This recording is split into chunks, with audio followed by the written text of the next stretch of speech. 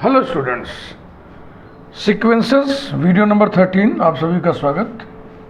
Proofs of theorems video number 2। Monotone convergence theorems के बारे में हम लोग इस वीडियो में पढ़ेंगे। There are two monotone convergence theorems, first monotone convergence theorems and second monotone convergence theorem. मैं ये सोच रहा हूँ first monotone convergence theorem left column में और second monotone convergence right column में लिखूं और समझाऊं पैरेलल एक साथ, आपको अच्छा लगेगा।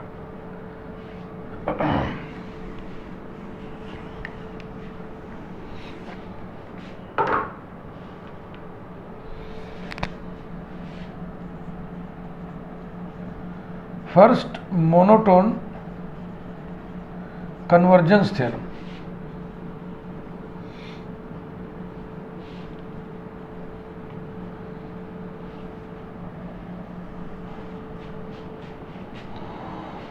Second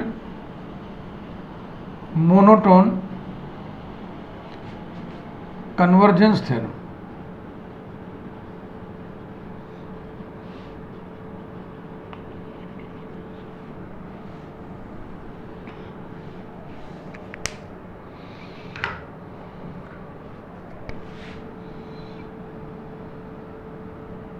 yes,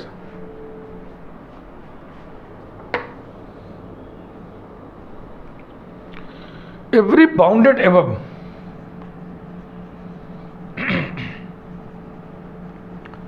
every bounded above monotonically increasing sequence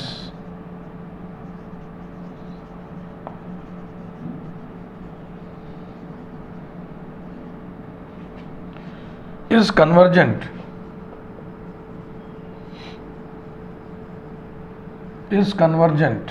and converges to its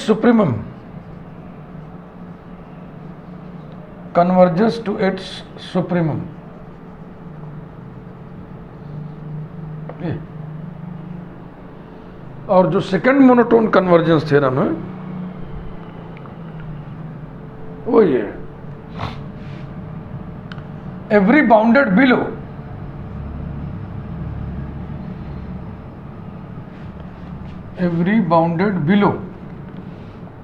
monotonically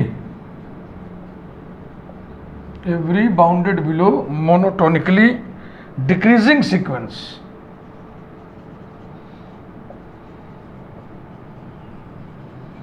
is convergent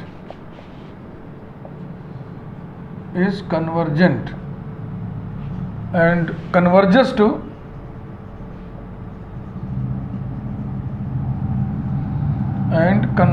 to its infimum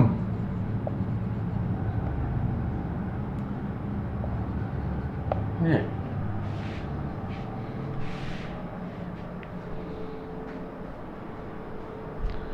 sequence bounded है दोनों में, सीक्वेंस मोनोटोनिक है दोनों में। एक में मोनोटोनिकली इंक्रीजिंग है फर्स्ट वाले में और सेकंड वाले में मोनोटोनिकली डिक्रीजिंग। दोनों ही स्थितियों में सीक्वेंस कन्वर्जेंट होता है। इंक्रीजिंग वाले में अपने सुप्रीमम को कन्वर्ज करेगा, डिक्रीजिंग वाले में अपने इन्फीमम को कन्वर्ज करेगा। अगर आपको सीक्वेंस की, बाउंडेडनेस की, कन्वर्जेंस की, इन्फीमम सुप्रीमम की समझ है ठीक से, तो आपको ये सेंटेंस पढ़ के बहुत नेचुरल सी फीलिंग आएगी कि हाँ ऐसा तो होगा ही। सोचा, पहले इसको सोच ले। बाउंडेड एबव है, इसमें बाउंडेड बिलो है। बाउंडेड एबव होने का मतलब सीक्वेंस के सारे टर्म्स एक रियल नंबर के बाईं तरफ होंगे। बाउंडेड बिलो होने का मतलब सीक्वेंस के सारे टर्म्स एक रियल नंबर के दाहिने तरफ होंगे। देखो, बाउंडेड एबव का मतलब है कि एक नंबर यहां पर है और सारे टर्म्स को कह रहा है कि उधर ही रहो, यानी दाहिने तरफ से बाउंड कर दिया। कि कोई भी टर्म अब हमारे दाहिने नहीं जाएगा। दाहिने होने का मतलब नंबर लाइन में बड़ा होना, हमसे बड़ा अब कोई नहीं होगा, सब लोग इधर ही रहो। ऐसी परिस्थिति में हम कहते हैं कि सीक्वेंस दाहिनी तरफ से बंधा हुआ है, यानी बाउंडेड एबव है। अब जरा उल्टी बात सोचिए, बाउंडेड बिलो, बाईं तरफ से बंधना, बाईं तरफ से बंध जाना मतलब एक रियल नंबर है जिसके बाएं अब कोई नहीं है, कोई टर्म नहीं है, सारे टर्म इसके इधर है। इधर से बंध गया ना कि ना अब कोई टर्म इधर नहीं जाएगा, उधर ही रहो, उधर ही रहो। तो बाईं तरफ से बंध जाना माने बाउंडेड बिलो होना। अब देखें, एवरी बाउंडेड एबव का मतलब यह है कि सारे टर्म्स, कोई एक नंबर होगा उसके उधर नहीं जाएंगे, उसके उधर नहीं जाएंगे, ऐसी स्थिति है। अब मोनोटोनिकली इंक्रीजिंग है, n बढ़ाते जाएंगे, टर्म की वैल्यू बढ़ती जाएगी, न्यूमेरिकल वैल्यू, तो कन्वर्ज करेगी। क्यों नहीं कन्वर्ज करेगी भाई? कोई सीक्वेंस an कन्वर्जेंट कब होता है? जब limit n tends to infinity an finite और यूनिक हो, यानी n tends to infinity. Number of terms की संख्या हम कितना भी बढ़ा दें, लेकिन जो an है वो बस एक लिमिट में आ जाएगी, इसके आगे नहीं जाना, इसके आगे नहीं जाना। तो जो सुप्रीमम होगा बिल्कुल दाहिनी तरफ वही इसकी लिमिट होगी और उसी पर कन्वर्ज करेगा। ठीक उलट स्थिति इधर है। तो आपको एक नेचुरल सी फीलिंग आएगी कि हाँ भाई हाँ, ऐसा तो होगा ही होगा, लेकिन इसको लॉजिकली प्रूव करना है, इसका लॉजिकल प्रूफ लिखना है।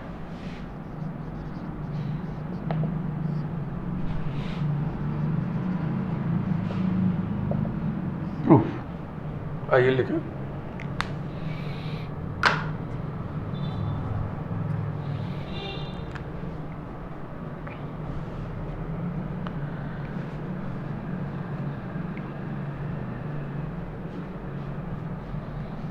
Let sequence an be bounded above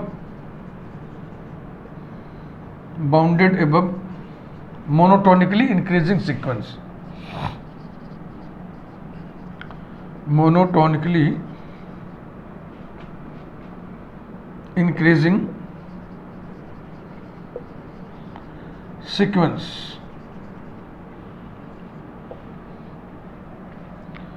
कोई भी सीक्वेंस अगर बाउंडेड एबव है तो उसका सुप्रीमम जरूर एग्जिस्ट करेगा। Let capital M be its supremum,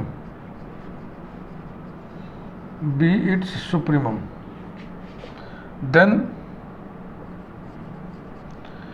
capital M supremum होने के नाते अपर बाउंड तो होगा ही होगा भाई। लीस्ट अपर बाउंड को ही तो सुप्रीमम कहते हैं। इसका मतलब सारे टर्म्स इससे छोटे या कोई एक बराबर हो सकता है, यानी an लेस देन और equal to capital M for all n belonging to capital N number 1।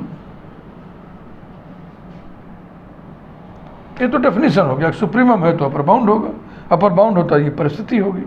Again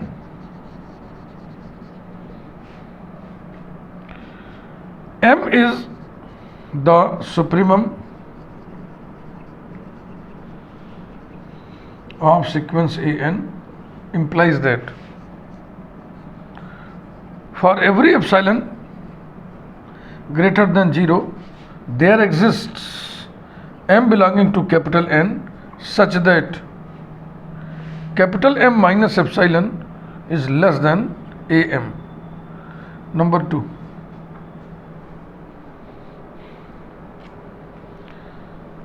इतनी दूर तक की यात्रा इधर भी तय कर ले, फिर एक चीज आपको कॉमन रूप से समझाते हैं। Let sequence an be bounded below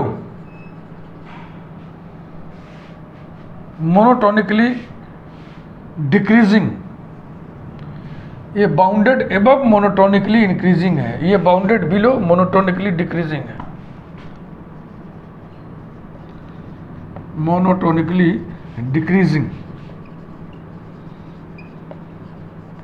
sequence हम जानते हैं बाय ऑर्डर कंप्लीटनेस एक्सियम अगर कोई सीक्वेंस बाउंडेड बिलो है तो उसके पास इन्फिमम अवश्य होगा। Let capital M dash be its infimum, then अगर ये इन्फिमम है तो ये लोअर बाउंड जरूर होगा, क्योंकि ग्रेटेस्ट लोअर बाउंड को ही इन्फिमम कहते हैं। अगर ये लोअर बाउंड है तो हर टर्म के बाईं तरफ होगा। Then M dash less than or equal to a n for all n belonging to capital N, number 1। Again capital M dash is the infimum of sequence AN, implies that for every epsilon greater than 0 there exists M belonging to capital N such that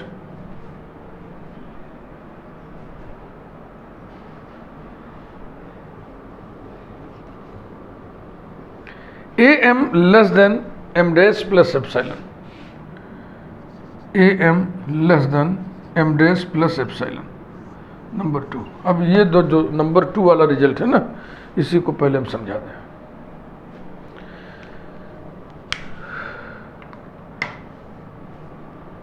जब आप एक्सियोमेट्रिक study of real numbers पढ़ रहे थे तो वहीं पे infimum supremum के लिए क्राइटेरियन थ्योरम पढ़े,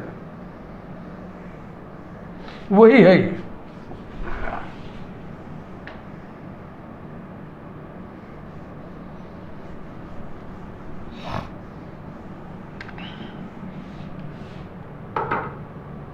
मैं कुछ लिख के समझा रहा हूं, उसको आप उतारिएगा मत नोट्स में, बस देखिए। क्राइटेरियन आपको याद दिला दे रहे हैं, criterion theorem for supremum.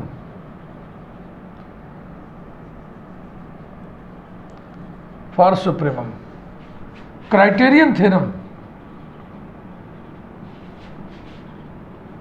For infimum, और ये सब आपको मालूम होना चाहिए।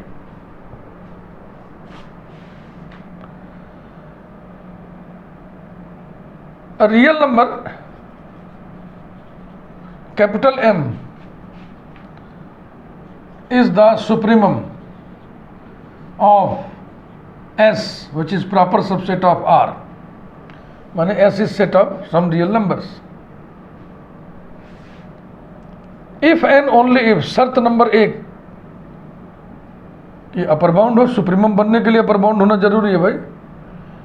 अपर बाउंड हो इसका मतलब क्या हुआ, x less than or equal to capital M for all x belonging to S, हो गया ना अपर बाउंड। चाहो तो यहां और अर्थ याद हो, that is capital M is an upper bound of S, पहली शर्त ये है। थोड़ा इधर भी लिखते चले, a real number capital M dash is the infimum of S which is proper subset of R if and only if, पहली कंडीशन जिसे इन्फिमम बनना है पहले लोअर बाउंड तो बने, लोअर बाउंड बने माने M डैश सबसे बाएं हो, M डैश लेस देन और equal to X for all X belonging to S, that is M dash is a lower bound of S। अब जो दूसरी शर्त है वही यहां पे लिखा गया है, नंबर 2।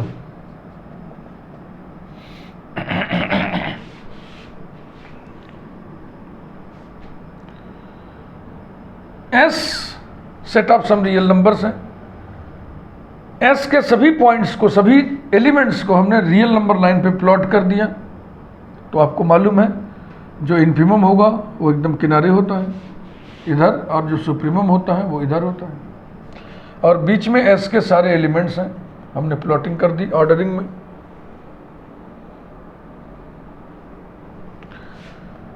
दूसरी शर्त हम लिख रहे हैं, for every epsilon greater than 0 there exists x belonging to S such that,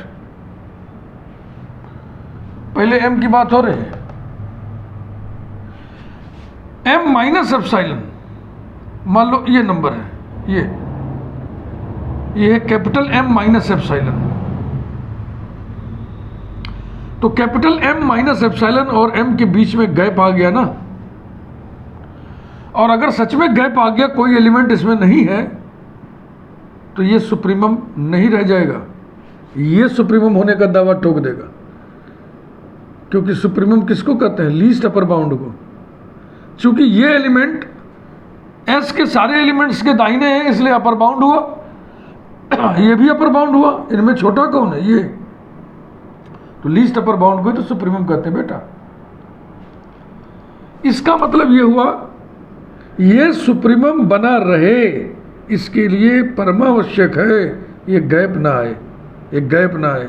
इस गैप में कम से कम एक एलिमेंट X जरूर एग्जिस्ट करे। ये such that M minus epsilon is less than X, M minus epsilon is less than X। इधर आए,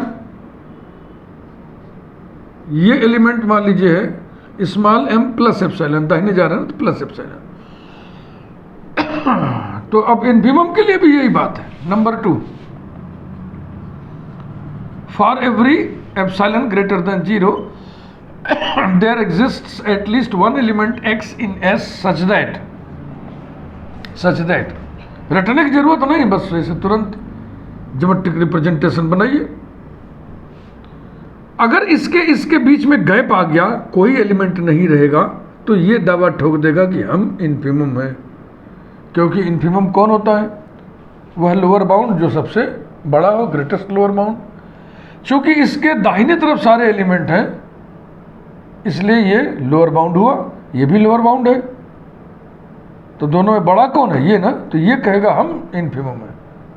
तो ये इन्फिमम बना रहे M dash, capital M dash, ये इन्फिमम बना रहे, इसके लिए जरूरी है कि इस गैप में कम से कम एक एलिमेंट आ जाए, कम से कम एक एलिमेंट आ जाए। यानी कि X is less then this, such that X is less then, small m नहीं बेटा, कैपिटल M लिख के चलना नहीं आप, is less than capital M dash plus epsilon. This is criterion theorem for supremum and that is criterion theorem for infimum. ये आपको मालूम होना चाहिए।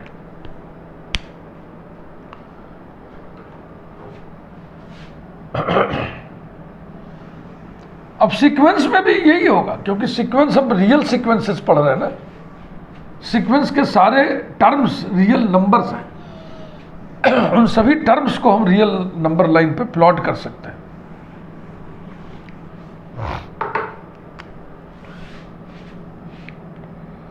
A real number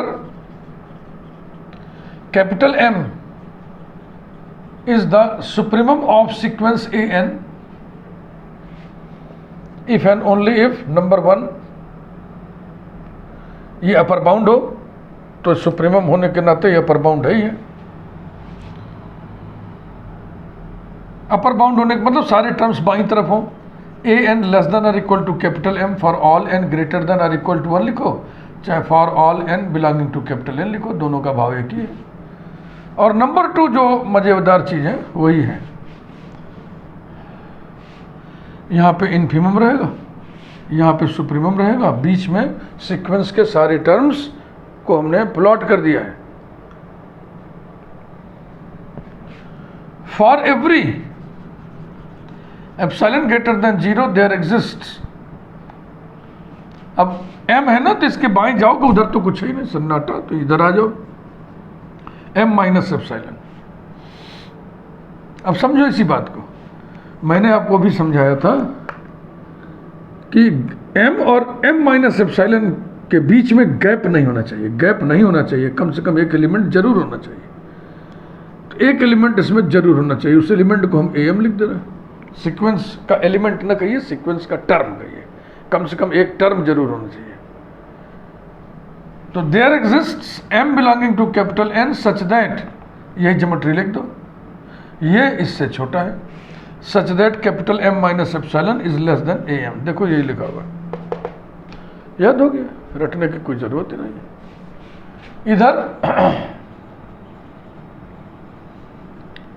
criterion theorem for infimum. A real number capital M dash is the infimum of sequence an if and only if number 1 ये lower bound हो माने सारे terms इसके दाहिने हो, तो ये हो जाएगा m dash is less than और equal to an for all n greater than और equal to 1. Number 2 for every epsilon greater than 0 there exists m belonging to capital N such that, अब दाहिने आ रहे हो तो ये हो गया m dash प्लस एप्सिलॉन, तो इसमें गैप नहीं होना चाहिए, कम से कम एक एलिमेंट जरूर होना चाहिए, यानी am is less than capital M dash plus epsilon. बस ये ज्योमेट्री देख के लिख दो, यहाँ देखो सही वही, तो मैं समझता हूँ आपको याद हो गया होगा.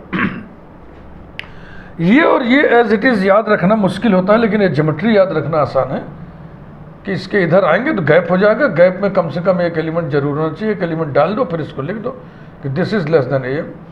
वही चीज़ यहाँ भी. अब इसको आगे बढ़ाते हैं. मुझे पूरा विश्वास है कि आप रिजल्ट नंबर 2 भली भांति समझ गए होंगे. इतना समझाने पर अगर नहीं समझ रहा है तो फिर ठीक बात नहीं है.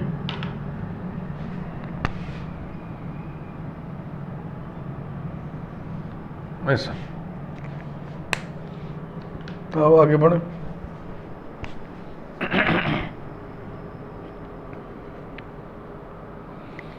अब मोनोटोनिकली देखो, अभी तक हमने रिजल्ट नंबर 1 और रिजल्ट नंबर 2. रिजल्ट नंबर 1 थोड़ा सा इसमें हम कुछ चीज़ों को लिख लें जो कि दिख नहीं रहा है. रिजल्ट नंबर 1 था an लेस देन और equal to capital M for all n belonging to capital N. Result number 1. Result number 2 है capital M minus epsilon is less than am for all epsilon, है ना, for all epsilon greater than 0. Result number 2. इधर भी इसमें पहला रिजल्ट था capital M dash is less than और equal to an for all n belonging to capital N. Number 1. और दूसरा रिजल्ट है am is less than capital M dash plus epsilon for all epsilon greater than 0. Number 2. ये result लिखा रहे, इसको उतारिएगा मत, फिर से कट कर देना. अब देखें आप, अब हम लोग किस रिजल्ट का इस्तेमाल अभी तक नहीं किए, मोनोटोनिकली इंक्रीजिंग का और मोनोटोनिकली डिक्रीजिंग का. इसके आगे, since sequence an is monotonically increasing, monotonically increasing, तो आपको मालूम है नंबर ऑफ टर्म्स बढ़ाते जाएं उनकी संख्या, तो उसकी वैल्यू बढ़ती जाए टर्म्स की. यानी अगर n m से बड़ा है तो an am से बड़ा होगा, comma. Therefore for n greater than m, comma an greater than और equal to am, that is am is less than or equal to an. Number 3, ये चीज़ यहाँ लिखिए. Since sequence an is monotonically decreasing,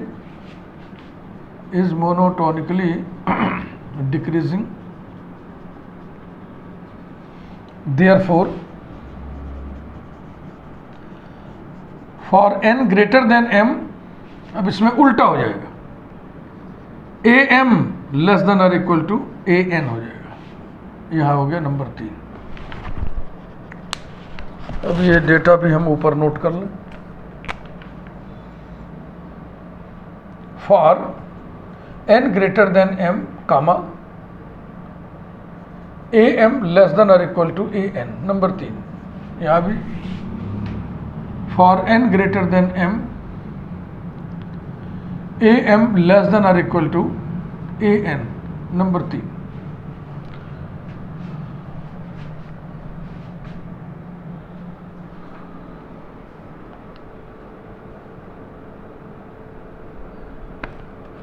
थोड़ा हमको लग रहा है इसमें उल्टा हो गया है।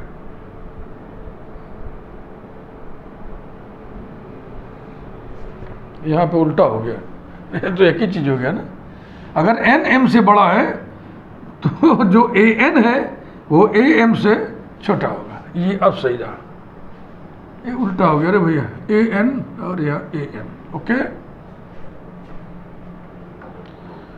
अब हम सभी रिजल्ट्स को आपस में मिला करके कंक्लूड करेंगे।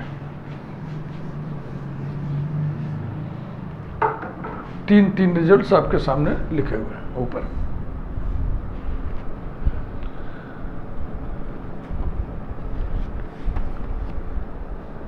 फ्रॉम 1, 2 and 3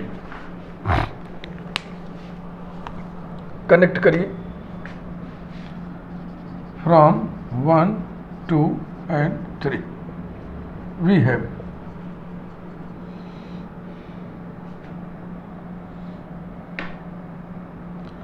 पहले हम 2 को पकड़ रहे हैं, तो ऐसे उसी क्रम में लिखें हम। फ्रॉम 2 यानी कि हमने लिखा capital M minus epsilon is less than AM। फिर हम इसको पकड़ रहे हैं 2, 3 AM लेस देन और इक्वल टू AN, और फिर हम इसको पकड़ रहे हैं लेस देन और equal to capital M। From 2, 3 and 1 ये रहा वी हैव। यहां देखें,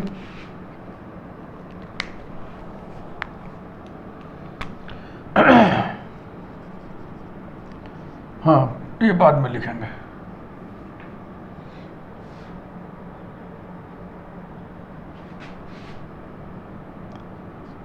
M डैश लेस देन और इक्वल टू AN, पहले इसको पकड़ा 1, फिर ये 1 के बाद 3 AN लेस देन और इक्वल टू AM, और फिर ये 2 this is less than capital M plus epsilon. That is capital M dash minus epsilon is less than capital M dash for every epsilon greater than 0। ये जो result चल रहा है ये for all epsilon greater than 0 के लिए चल रहा है, for every epsilon greater than 0। इससे सहमत है आप? ये इसमें नहीं है, अपने मन से लिखा हमने। अब इसको कनेक्ट कर दो, लेस देन और equal to AN less than और equal to AM less than capital M plus epsilon for all epsilon greater than 0 implies that capital M dash minus epsilon is less than AN is less than capital M plus epsilon for all epsilon greater than 0। इधर भी इतना कर लें, that is capital M minus epsilon is less than AM less than or equal to AN less than or equal to capital M and capital M is less than capital M plus epsilon for all epsilon greater than 0। M इससे छोटा होगा ना भाई। तो अब इसको रखिए, implies that capital M minus epsilon is less than AN is less than capital M plus epsilon for every epsilon greater than 0, and this implies that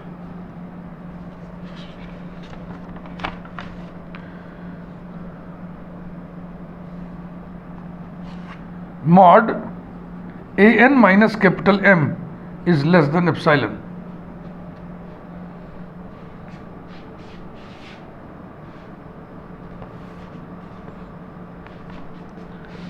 For all n greater than और M ये भी लिखना था ना, for every epsilon greater than 0, और देखो ये n greater than M, ये भी ढोते चलिए n greater than M, जहां जहां लिखें।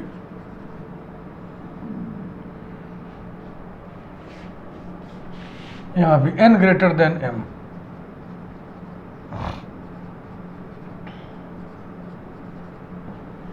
implies that mod AN minus M dash is less than epsilon for all n greater than M।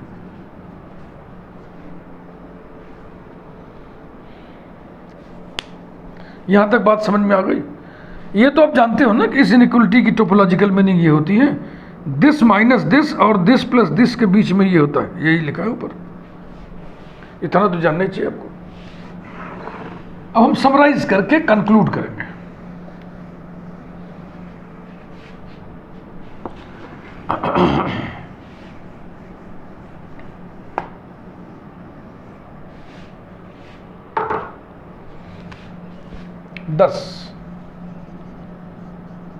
For every epsilon greater than 0 there exists m belonging to capital N such that mod an minus capital M is less than epsilon for all n greater than m, and so by the definition of limit, this is limit n tends to infinity, an is equal to m। हो गया। ये finite और unique है, supremum unique होता है भाई। Hence sequence an is convergent and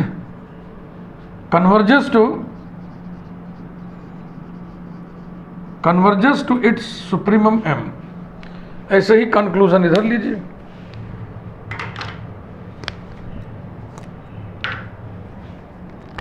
Thus, for every epsilon greater than 0, there exists m belonging to capital N such that mod an minus capital M dash is less than epsilon for all n greater than m, and so by the definition of limit n tends to infinity, an is equal to capital M dash, जो कि finite और unique है infimum होने के नाते। हम जानते हैं कि इन्फिमम यदि एग्जिस्ट करे तो यूनिक होता है और फाइनाइट होता है।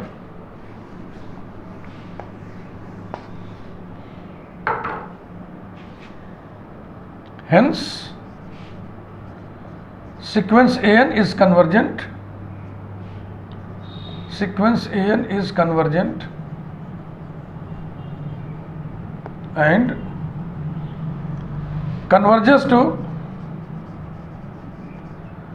and converges to capital M dash। ये रहा, ये दोनों प्रूफ हमने पैरेलल लिखा क्योंकि दोनों का लहजा बिल्कुल एक जैसा है। तो कॉलम में जब पूरा नोट्स आप लिख लोगे, उसको पढ़ोगे मिला के दोनों एक साथ, तो आपको बहुत अच्छा लगेगा। वीडियो लाइक करिए। हमारे चैनल को यदि आपने आज तक सब्सक्राइब न किया हो तो ज़रूर सब्सक्राइब कर दीजिए। आपके लिए एक सुविधा हम प्रोवाइड कर रहे हैं। मेरा मिशन है तेरा तुझको अर्पण। औरों को भी हमारे इस मिशन से जोड़िए और मुफ्त में दी जा रही सुविधा का आप लाभ उठाइए। हमारे इस चैनल पे बहुत सारे प्लेलिस्ट्स हैं, बहुत सारे कि एक सांस में हम गिनती नहीं गिना सकते। आप अपने मतलब के प्लेलिस्ट को पढ़ें, सिलेबस देख करके और लाभ लें। Thank you.